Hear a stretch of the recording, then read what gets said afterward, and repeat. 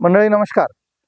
आज आपण white gold trust कपाशी लागवड पद्धत याच्यामध्ये कपाशी गळफांदी कशी कट करायची, कशी ओळखायची आणि कशी कट करायची हे आज आपण इथं व्हिडिओमध्ये पाहणार आहोत.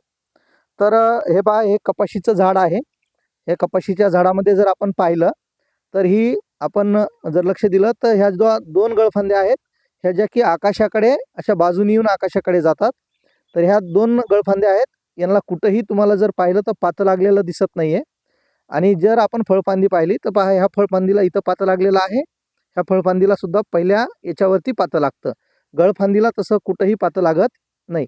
आणि ही गळफांदी जी आहे हे मुख्यतः जे अन्नद्रव्य असतात फळफांदीला फळांना लागणारे ते जास्त घेतात. तर आता आपण गळफांदी जी आहे, गळफांदी ही चांगल्या सिकॅटरनी आपल्या झाडाच्या याच्यापासून कमीत कमी 1 इंचावरती हिला असं कट करून घ्यायचं आहे. ठीक आहे. तर आपण पाहू शकता, आपण ही गळफांदी इथं अशी चांगल्या ह्याने कट करून घेतलेली आहे. तर याचा फायदा असा असतो की तुम्ही जर पाहिलं तर गळफांदी कट करायच्या आधी झाडाला असा मोठा डेरा दिसत होता, झाडाला गर्दी दिसत होती.